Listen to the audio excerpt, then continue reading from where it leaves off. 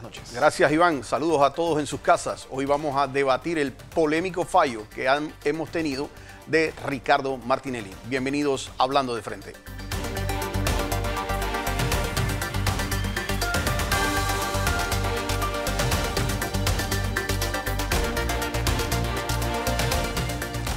Bueno, inicio avisando que este será el último programa que tendremos como Hablando de Frente, ya que hemos cumplido el propósito inicial de este programa y por tanto este será el último programa que estaremos llevando de Hablando de Frente. ¿Se emocionó Kenia? Pues no, aquí vamos a estar, toda la distancia vamos a estar con este programa, nos vamos a mantener aquí y aquí, a pesar de la fiesta que hicieron hace un segundo, tanto en el Ministerio Público como mi amigo Piqui, pues es muy bueno que sepan que aquí vamos a estar y no solamente vamos a estar, sino que ahora que tengo el tiempo y que he salido de la audiencia, pues vamos nosotros a ampliar lo que vamos a hacer. Eso quiere decir que los jueves en 3 periódicos a nivel nacional y posiblemente en 2 digitales, y eso se irá ampliando, tendremos escritos nuestros como otra forma de llegar a nuestra audiencia de forma escrita de nuestro estilo de Hablando de Frente. Adicional, vamos a tener ahora unos cortos diarios que van a estar moviéndose a través de las redes, así es que básicamente lo que vamos a hacer con el programa es potencializarlo y esto lo aclaro para todas aquellas personas que me preguntaban si ahora iba a dejar el programa. Pues para aquellos que les gusta mi programa les tengo la buena noticia de que nos mantenemos y para aquellos que no les gusta mi programa pues les tengo la pésima noticia de que lo vamos a ampliar. Así que muchísimas gracias a todos por recibirnos en sus hogares. Hoy vamos a hablar del polémico fallo, del fallo que han hecho polémico muchas personas tratando de confundir a la opinión pública, algunos con la más absoluta ignorancia de lo que ocurrió.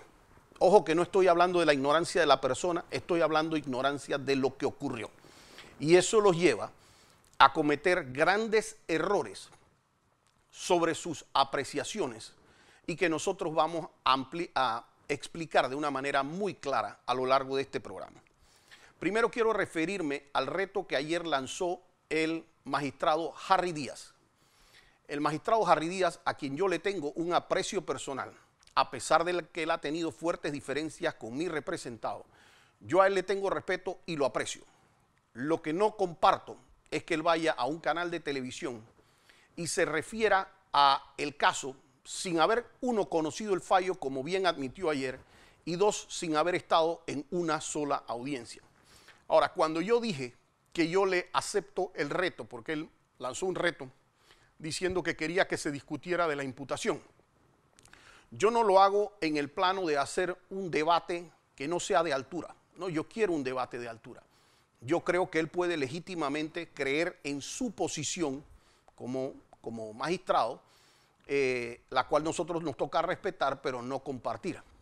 Y en ese debate lo que sí estaría aceptándolo, más que como un reto incluso, sería una invitación a hacer un debate de altura sobre por qué mis consideraciones son específicas en que no hay forma humana en que aquí se haga un proceso sin imputación. Vuelvo y digo, manteniéndole el aprecio y el respeto al magistrado Díaz, yo expresé mi molestia porque no pienso que si él tiene incluso un debate con algunos de los miembros de la defensa, pues cada quien debe tener su debate, pero no lo debe generalizar. Y lo segundo, mucho menos, porque a mí me tocó una gran parte de los contrainterrogatorios de ese juicio. Y lo que salió en ese juicio fue suficiente para que el caso se cayera. Y yo sí quisiera que las personas que van a cuestionar el fallo o las personas que van a cuestionar lo que ocurrió en la audiencia, lo mínimo que yo quisiera es que tan siquiera hubieran ido a la audiencia.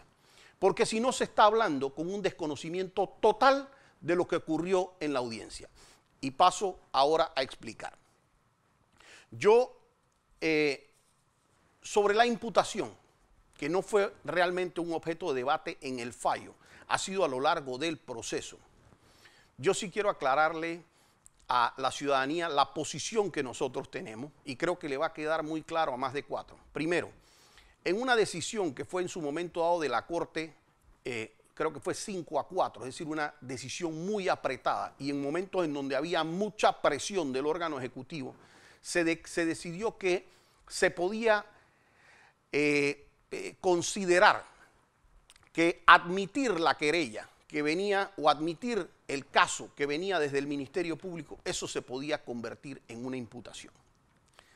Una imputación es donde le dicen a la persona cuáles son los hechos por los cuales se le va a investigar. El primer problema con hacer esto es que el artículo 1 del Código Procesal Penal, y voy a ser muy corto en esto porque es muy técnico, pero los abogados sí me van a entender. El artículo 1 dice que el código se interpreta de acuerdo a los principios de ese código, que están contenidos en los primeros artículos. Dentro de ese artículo está el código 5, dentro de esos artículos, que establece que no puede haber acusación ni juicio si no ha habido formulación de cargos. Y para aquellos que creen que la formulación de cargos es la acusación, para eso está el artículo 92 del Código Procesal Penal, que establece qué es la formulación de cargos y qué es en la imputación. Y también establece cómo se da esa imputación.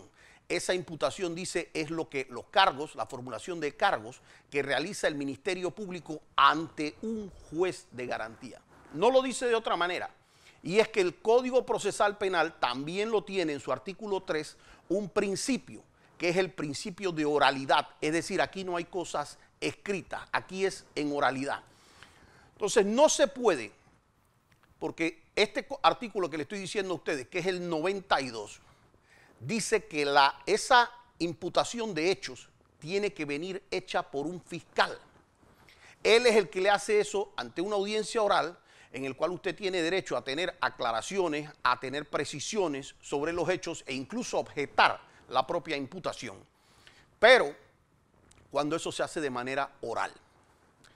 El magistrado Harry Díaz ha dicho esto pertenece a un proceso especial. Pero es que el artículo 481 del Código Procesal Penal establece que los procedimientos seguidos ante la Corte Suprema se siguen bajo los mismos parámetros que se siguen los procesos comunes y ordinarios. Es decir, no se puede bajo ningún momento, cuando el principio del Código 5, del artículo 5, es que tiene que haber una formulación de imputación, una formulación de cargo, perdón. Ello implica que tiene que haber una imputación. Ahora, si yo estoy equivocado, porque él dice, lo que pasa es que esto no menciona de manera taxativa que tiene que haber una audiencia, y eso es verdad, eso que él dice es verdad, no menciona de manera taxativa, pero sí lo menciona en el artículo 481 que se seguirá igual que los procesos, y también en sus principios dice que se seguirá en oralidad y que tiene que haber una formulación de cargos. Entonces, bajo estos criterios que yo establezco, bajo estos criterios, si hubiese algo distinto, los procesos contra magistrados de la Corte Suprema de Justicia tampoco dicen que tiene que haber una audiencia de imputación. Pero yo creo que todos ustedes recordarán que cuando aquí se hizo el caso del señor Moncada Luna, en la Asamblea Nacional, hubo una audiencia de imputación de cargo. Y cuando aquí se hizo incluso, porque si es que no tuviera que haber audiencia, entonces aquí se hizo un proceso contra el diputado de Colón, el que tuvo el asunto del atropello, y se hizo una audiencia también, una audiencia de imputación de cargo. Y si yo no me equivoco, esa audiencia la presidió el mismo magistrado Harry Díaz. Él fue quien presidió eso como juez de garantías. Entonces la Corte no me puede decir que para unas cosas no se necesita tener una audiencia, para unas cosas sí se necesita tener una audiencia y para Ricardo Martinelli no se necesita tener una audiencia. Por si fuera poco, para aplicar medidas cautelares, dice que solo se pueden aplicar al imputado. Eso quiere decir que la persona tiene que haber tenido una formulación de cargo y tiene que estar imputado. Pero fíjese, si regresamos al artículo 92, ¿qué va a decir esto en el artículo 92? Y me disculpan que sea técnico, pero yo necesito que la comunidad jurídica entienda este tema. El artículo 92 dice que es lo que presenta el fiscal a la persona que le va a leer los cargos y los hechos en su contra. Entonces, nunca una admisión de algo en la corte puede servir como una imputación. ¿Usted sabe por qué? Porque en ese momento ni siquiera hay fiscal. Una vez que se admite la denuncia, una vez que se admite la querella, es que se designa un fiscal. Entonces, si ni siquiera había fiscal, mal podía haber un fiscal que estuviera haciendo la imputación. Número 2, cuando se dio esa admisión inicialmente, todos los magistrados son parte de esa admisión. ¿Eso qué quiere decir? Que entonces el fiscal fue el juez también en la admisión. Eso quiere decir que el fiscal también formó parte de la admisión. El fiscal fue juez y fue fiscal. Eso no puede ser así. Incluso bajo ningún concepto se puede autorizar que personas particulares sean las únicas que llevan una audiencia de imputación. A Ricardo Martinelli, el caso que le quisieron hacer de peculado venía derivado de una denuncia que había puesto uno de los querellantes. Entonces, ¿a quién se admitió como fiscal? Uno de los querellantes era fiscal.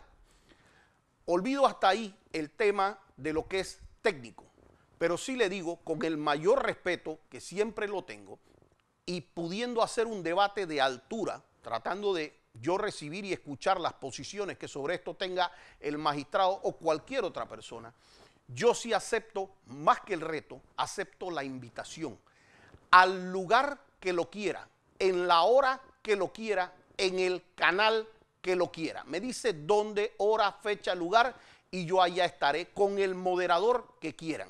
Y también vamos a querer debatir sobre los cuestionamientos que se han hecho al fallo y que ahora yo empiezo a hablar. Yo hallo muy feo de otros canales que estén invitando a hablar a gente del fallo y que no inviten a alguien de la defensa. Yo no tengo problema con que otra persona tenga la opinión distinta a la mía. No tengo opinión que tenga criterios muy distintos a los míos. Pero si vas a hablar de mi representado, si vas a hablar de un fallo y esa persona te va a decir a ti que ese fallo se dio bajo A, B, C y D, yo quiero estar ahí para poder representar los intereses de mi cliente.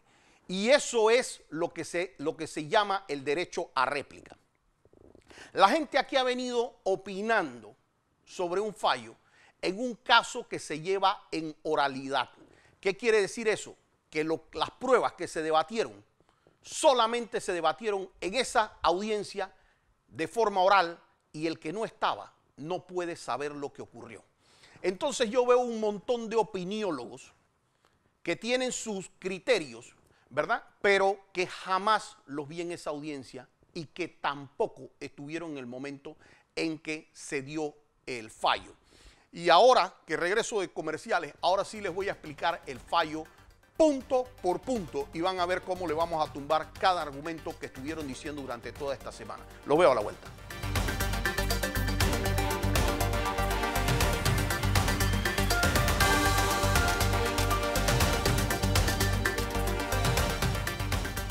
Miren, una verdad no se construye con 1000 mentiras. Yo creo que eso fue la parte central del alegato de apertura, perdón, de la apertura del alegato final de la defensa. Y es que usted no puede andar de mentira en mentira y pretender con eso que con eso usted está estableciendo una verdad. La primera mentira que empezaron a sacar aquí a lo largo de esta semana fue que a Ricardo no lo habían declarado inocente, sino que lo habían declarado no culpable. Y sacaban unos memes diciendo, no es lo mismo inocente que no culpable, porque el inocente es aquella persona que probó su inocencia y el no culpable es una persona a la que no se le demostró los hechos y una serie de cosas que no tienen nada que ver ni siquiera con ningún diccionario jurídico. Déjenme explicarle. Desde que aquí se tomó el Código Procesal Penal, es decir, el nuevo sistema penal acusatorio, aquí se quiso copiar o emular lo que hacen los norteamericanos cuando dicen guilty or not guilty, culpable o no culpable. ¿Y por qué se hace eso? Eso tiene una razón. Porque es que eso respeta la presunción de inocencia. Porque si yo tengo que declarar a la persona inocente, eso implica que antes que yo lo declarara inocente, esa persona entonces era culpable, porque yo lo tuve que declarar inocente. Y eso no funciona así. Esa persona mantenía un estado de inocencia, es inocente, se mantiene inocente a menos que yo, como fiscalía, pruebe lo suficiente para quebrar ese estado de inocencia y de que sea declarado culpable. Entonces, lo que se declara es la culpabilidad. Y si se dice no culpable, la persona mantiene su estado de inocencia. Esa es la primera ignorancia que yo vi en la calle. Lo segundo que dicen es que lo que pasa es que esos tres jueces, en la etapa intermedia, ¿verdad?, se habían discutido las pruebas. Y ellos vinieron y sacaron todas las pruebas que se habían dado en la etapa intermedia, y eso es un exceso porque ellos no podían hacer esto, porque esto ya se había debatido por la Corte Suprema de Justicia y ellos tenían que seguir el fallo de la Corte Suprema de Justicia y tenían que admitir las pruebas. Segunda mentira. ¿Por qué? Para tratar de las pruebas se habla de tres etapas. La primera etapa, que es la etapa de admisión, muy clara. Esa etapa de admisión es lo que se hace ante el juez de garantía, lo que hizo el magistrado Jerónimo Mejía con todos los cuestionamientos que yo puedo hacer a esa audiencia. Pero eso fue lo que se admitió. Pero esas tres etapas involucran una segunda parte, que es la práctica o el desahogo de la prueba.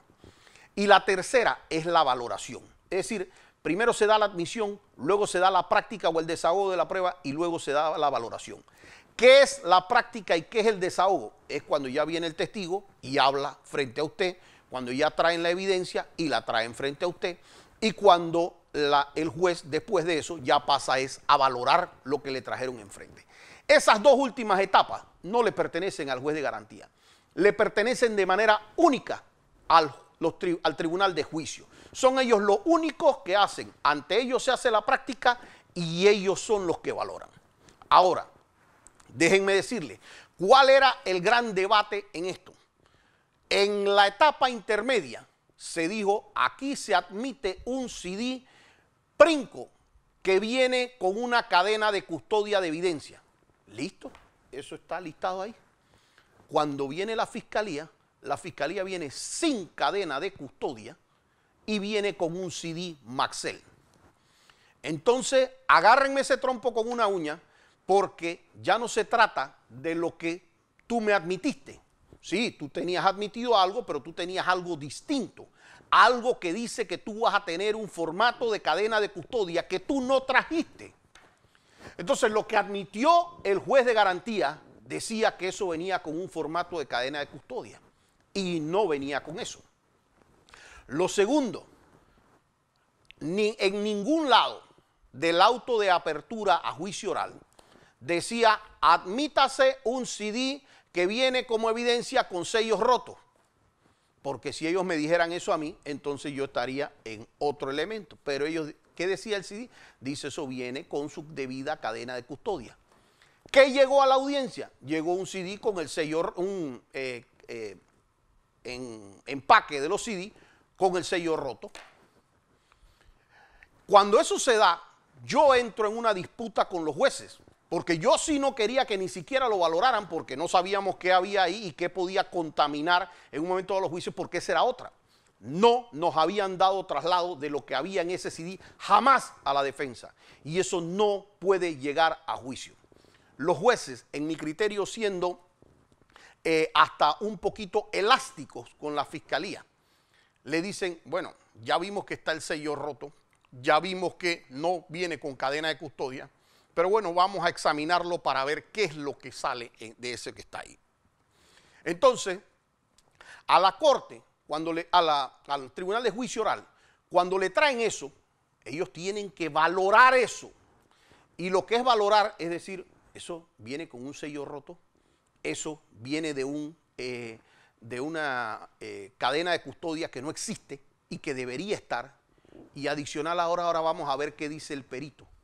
Y el perito, cuando recibe la evidencia, le dicen, ¿eso está como usted lo dejó? Dice, no, yo no está como lo dejó. Y yo no me puedo hacer responsable por lo que está ahí.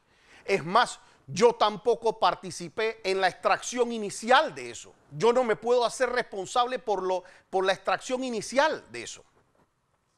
Y cuando le preguntan, ¿usted por qué no? Lo preguntábamos pues, ¿por qué no tenía esa evidencia al inicio? Dice, porque a mí me la quitaron. Yo debería tenerla, pero a mí me dijeron, cállate la boca y dame eso acá. Ellos van a manejar eso. Y resulta ser que esa evidencia llegaba con sello roto. Y cuando uno le preguntaba a ese perito, señor, ese CD que está ahí puede ser alterado, ¿pudo ser alterado? Sí pudo ser alterado. ¿Por qué? Porque es CD-RW, que quiere decir que el CD es regrabable. Ajá. Y eso tiene archivos PDF. ¿Y el archivo PDF puede ser alterado? Sí puede ser alterado. Y ese archivo que puede ser alterado resulta ser que tenía fechas que no coincidían. Supuestamente el CD se cerró en el 2014 y ahí había archivos del 2015. ¿Cómo quieren que un juez le haga esa valoración? Ahora, cuando uno creía que tenía suficiente con eso, siempre aparecían y nos daban más. Porque entonces resulta ser, ¿quién hizo el volcado de esos correos allá? Entonces, en su momento, nada de esto había salido antes de la etapa intermedia. Ah, es que eso no lo hizo la fiscalía, eso lo hizo el testigo protegido. El testigo protegido fue el que fue y sacó los archivos. Espérate, ¿y había alguien presente de la fiscalía? No. ¿Había alguien presente de la defensa? No. ¿Había alguien del Instituto de Medicina Legal? No. Le preguntábamos a cada uno de los querellantes, ¿alguno de ustedes estuvo presente o algún abogado de ustedes cuando eso se extrajo? No. Entonces, le tenemos que creer es al testigo protegido. Perfecto, vamos a traer al testigo protegido. Y cuando me traen al testigo protegido, resulta ser que me traen al propio chacal de la trompeta. Un tipo vestido de negro, con una túnica, con una vocecita que quería llorar, poniendo así, y de repente dice, me voy a quitar la capucha, ¡ran! Como el acto espectacular, y ya todos sabíamos quiénes eran. ¿Quién era? Y resulta ser que el señor era del Consejo Nacional de Seguridad. Y resulta ser que ese señor, cuando dice de dónde sacó los correos, dice, yo lo saqué de mi computadora. Señor, ¿alguna vez usted lo mandó el señor Rolando López a hacer esto? No, yo no lo conozco. ¿Ah, usted no conoce al señor Rolando López? No. ¿Y usted qué computadora usó para esto? Yo utilicé mi computadora. Ah, usted te dice, ¿dónde estaba esa computadora? Yo la compré. ¿Dónde la compró? No recuerdo. ¿Cuándo la compró? No recuerdo. ¿Dónde hizo usted el volcado de estos correos? Lo hice en un hotel. ¿Cómo se llamaba el hotel? No recuerdo. ¿Dónde queda el hotel? No recuerdo. ¿Qué pasó con esa computadora después? Se quebró la pantalla y yo la boté. ¿Hubo participación de la Fiscalía o de la Defensa en la extracción de esos correos? ¿Sí o no? No.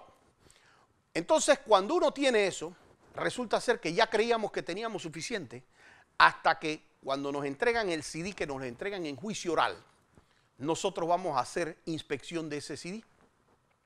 Y resulta ser que él decía no conocer a Rolando López, que él decía que lo había hecho en su computadora. Y cuando abrimos ahí archivos, propiedades, autor, ¿quién aparece? Rolando López. Entonces, resulta ser que para eso los querellantes me traen a el señor Rolando López a declarar. Señor, explíqueme cómo llegó eso allá. Es que lo que pasa es que esa era mi computadora y yo la presté. Usted prestó su computadora. ¿Usted lo conoce al señor? No, yo no lo conozco. Ah, usted le prestó su computadora a un desconocido. Sí, yo se la presté. A ver, su computadora, que usted era el jefe de inteligencia nacional, con los archivos que usted tenía ahí, ¿usted agarró y se lo dio a un desconocido o usted borró los archivos antes? No, yo no borré los archivos. Es que yo no tenía muchos archivos ahí, yo no trabajo. Pero esa es su computadora personal. ¿Cómo le hizo usted llegar a esa computadora? A través de un miembro de la DIJ. ¿Qué miembro? No recuerdo. ¿Cómo se la devolvieron? ¿Le devolvieron esa computadora? Sí, esa computadora me la devolvieron. ¿Cómo dice el testigo protegido que a él se le quebró la pantalla y que esa computadora se botó? Ah, no sé, debe ser que él se puso nervioso y por eso dijo eso. Entonces, un juez, un tribunal, mejor dicho, que ve que me traen un CD con el sello roto, ¿verdad? Que eso no lo decía el auto de apertura. Ve que me traen un CD que no es y que se describe distinto, eso tampoco lo decía el auto de apertura. ve que lo traen sin cadena de custodia. Eso tampoco lo decía el auto de apertura. Y mucho menos decía el auto de apertura que esos correos estaban hechos por Rolando López y que se iban a contradecir el testigo protegido con Rolando López, que uno iba a decir su computadora y el otro iba a hacer no. Y mucho menos decían ahí que no había participado la parte querellante, que no había participado la defensa, que no había participado la fiscalía. Así es que todo eso lo son los jueces de juicio oral. Y eso llega a la tercera etapa que yo les hablé de las pruebas, que es la valoración. Cuando los jueces ven eso, dicen, yo no puedo darle valor a eso. ¿Cómo se me va a ocurrir que yo le voy a dar valor a eso? Más aún, le dicen esos jueces, señores, ese testigo que te está trayendo eso, al momento que él hizo su declaración, primero en las 3 declaraciones que él hizo en el año 2014, nunca mencionó ni una sola vez a Ricardo Martinelli. Ahora que llegó al juicio oral, viene aquí y dice, lo que pasa es que yo nunca me consta que Ricardo Martinelli, pero el señor Ronnie Rodríguez a mí me dijo que eso él se lo daba a él. ¿Y usted alguna vez vio que eso ocurrió? No. ¿Le consta a usted de manera directa que haya recibido una orden? No. ¿Usted alguna vez consultó eso hacia arriba con algún superior? No. ¿Se lo informó a los secretarios del consejo? No. Pero es que el tipo no coincidía.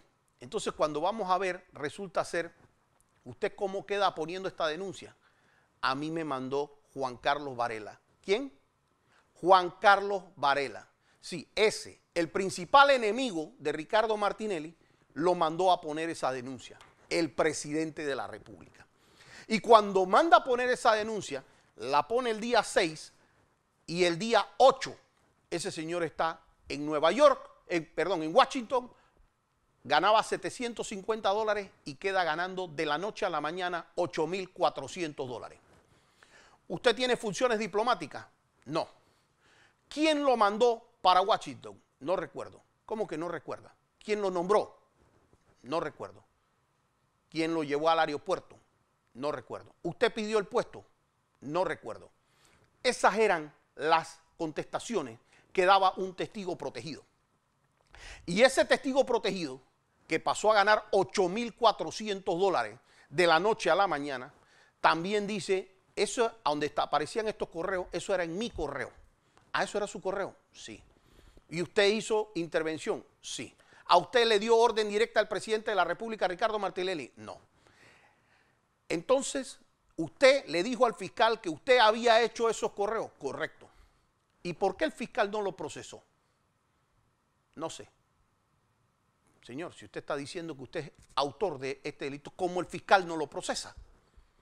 ¿Cómo es que usted salió y en vez de hacer esto, el fiscal viene aquí y lo llama héroe? Es que ese era mi mayor cuestionamiento cuando un fiscal agarraba y decía, es que en otros 2 lados, en otro caso, tenemos a 2 cómplices, pero ¿dónde está el autor? Y yo decía, pobre de esas 2 personas que no tuvieron la oportunidad de defenderse en un sistema acusatorio, porque esas 2 personas no hubo nada que las relacionó durante este caso. Pero el autor sí lo tienes enfrente. Y tú decidiste llamarlo testigo protegido y tú decidiste llamarlo héroe. ¿Por qué a ese no lo procesaste? Porque es que aquí ha habido una omisión clara del Ministerio Público. Y los jueces, claro, que huelen eso y dicen, espérate, este tipo trabaja, es subalterno del peor enemigo de Ricardo Martinelli. Del día que declaró al día siguiente, sin ninguna explicación, pasa a ganar 750, pasa a ganar $8,400. A este señor declara una confesión de un delito, pero nadie lo procesa. Pero por supuesto, y en sus primeras 3 declaraciones, él no hace ninguna alusión a Martinelli y varios años después viene a decir entonces ahora esto de Martinelli. Y resulta ser que esto no es normal, que una fiscalía no participe en la extracción de unos correos y que no participe la defensa y que no participe la parte querellante y que nada más venga él con un CD y lo traiga acá. Pero es que cuando él trajo el CD al inicio, él dijo, eso me lo dio una persona, no lo hice yo. Y cuando llega a juicio dice, lo hice yo. Y cuando le preguntaron por una de las personas supuestamente que tenía algún vínculo, dijo no conocerla. Y salió en juicio oral que era el primo hermano. Entonces, ante todas esas mentiras y esa inconsistencia, ¿qué juez le va a creer si ese era el hermano mayor de Pinocho. Fíjense, ahí habían archivos alterados con las fechas. Al final de esto, nosotros empezamos entonces con cada una de las víctimas o con cada uno de las personas que me llevaban del Consejo Nacional de Seguridad, y tal como se ha visto en los videos que corrieron, había un espacio donde nosotros le preguntábamos, pero no crean que esas eran las únicas preguntas, eso venían 100 preguntas adicionales a esas. Pero habían unas muy puntuales y que han sido objeto de crítica y las voy a explicar. Y decían aquí, ¿vio usted a Ricardo Martinelli pinchar, sí o no? ¿Vio usted a Ricardo Martinelli dar una orden para pinchar, sí o no? ¿Vio usted a Ricardo Martinelli, ¿cómo se llama? Dar seguimiento a una persona o dar la orden para seguimiento, no. Para usar recursos del Estado para esto, no. Para llevarse la máquina, no. Y así era, no, no, no. Y hay gente que se ha llevado esto a la burla porque dice, hombre, pues, si Balbina no lo vio, entonces eso significa que es inocente. No, puede ser que Balbina no lo hubiera visto. Y puede ser que si Ricardo hubiese sido culpable, hubiese podido hacer algo y que Balbina no lo viera. Pero ahí desfilaron todos los testigos de la fiscalía y a todos se les hizo la misma pregunta. Y ahora yo hago la pregunta a la inversa y la burla a la inversa. Porque la burla a la inversa implica, si ningún testigo lo señaló, ni uno solo, porque aquí hubieran podido traer, hombre, alguna prueba tiene que vincularte. Hay 4 principales: documentales, evidencias, periciales y las pruebas testimoniales.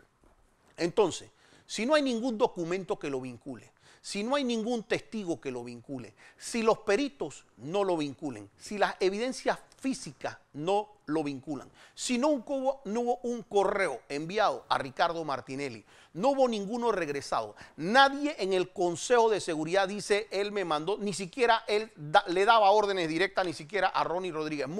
La gran cantidad del Consejo de Seguridad dice, no lo conocemos, nunca llegaba al Consejo Nacional de Seguridad. Si eso lo dicen los testigos de ellos, no lo de nosotros, si lo dicen los testigos de ellos, pues yo sí pensaría que si no hay testigo, no hay perito, no hay documento, no hubo email cruzado, no hubo evidencia que lo vinculara, pues entonces la pregunta sería la inversa. Pues a pesar de que no había nada de eso, a pesar de que ninguna de las víctimas lo mencionó, entonces resulta ser que usted sí quiere que a él salga condenado. Pues de todas maneras, entonces ¿para qué nosotros hacemos un juicio si no es para sacar pruebas? Entonces esa fiscalía que fue a hacer el ridículo a esa audiencia, e igualmente ahora me están hablando de la imparcialidad de los jueces. ¿Qué pasa? Esto es muy conveniente, porque dicen el juez Tejera fue un subalterno de Mayín Correa en la gobernación. Imagínense ustedes, hay más de 200,000 funcionarios. Y según ellos, porque él fue en un momento dado, trabajó en la gobernación, resulta ser que eso era un conflicto de intereses. Pero fíjense qué bonito, porque me encanta cómo ellos escogen cuando hay conflicto de intereses y cuando no. Porque cuando Ayú Prado nos negó el habeas corpus, ahí no había conflicto de intereses que Ricardo Martinelli hubiese nombrado a Ayú Prado. Cuando Harry Díaz, que fue nombrado por Martinelli, decidió acusar, no, eso es cero problema que él haya trabajado en el Ministerio de Economía y Finanzas y que haya sido nombrado magistrado. Eso no es problema de conflicto de intereses. Cuando el magistrado de León fallaba en contra de Ricardo Martinelli, eso no hay ningún conflicto de intereses. Si fallaba a favor de que declinara la competencia, ese magistrado es un corrupto. Nosotros hemos vivido así, y así ha sido con el magistrado Mendieta, así ha sido con todos. Si el magistrado, miren, hay una máxima que se establece aquí que dice que muchas veces la absolución de un procesado se traduce en la culpabilidad del juez. Y eso es verdad. Aquí el juez que a veces se atreve a ser valiente, a hacer lo que tiene que hacer. Y yo me quito el sombrero ante esos 3 jueces, no por haberme dado el fallo a mí, sino porque esos 3 jueces han tenido el valor de enfrentar el lawfare que venía. ¿Y qué es ese lawfare? Que si ellos hubieran condenado a Ricardo Martinelli, esos 3 jueces para 3 medios de comunicación hubieran sido los héroes a nivel nacional. Pero como lo absolvieron, surgieron los conflictos de intereses, ya eso no era, esos jueces no sirven, esos jueces sabrá Cristo qué ocurrió. No importa que la gente que está criticando no conozca ni el fallo ni lo que ocurrió. Yo sí les quiero decir, aquí hay unos recursos que van, o anulación o casación. Para fortuna de nosotros la defensa, eso se dará en unos meses. No estará ni el magistrado Jerónimo Mejía, ni el magistrado Zamorano, ni el magistrado Harry Díaz. Tampoco pudieran tocar el expediente porque están impedidos. Y yo sí les voy a decir a ellos y a cualquier otro juez que falle en derecho, apuesten lo que quieran a que nosotros los vamos a defender hasta lo último. Los veo la próxima semana aquí Hablando de Frente.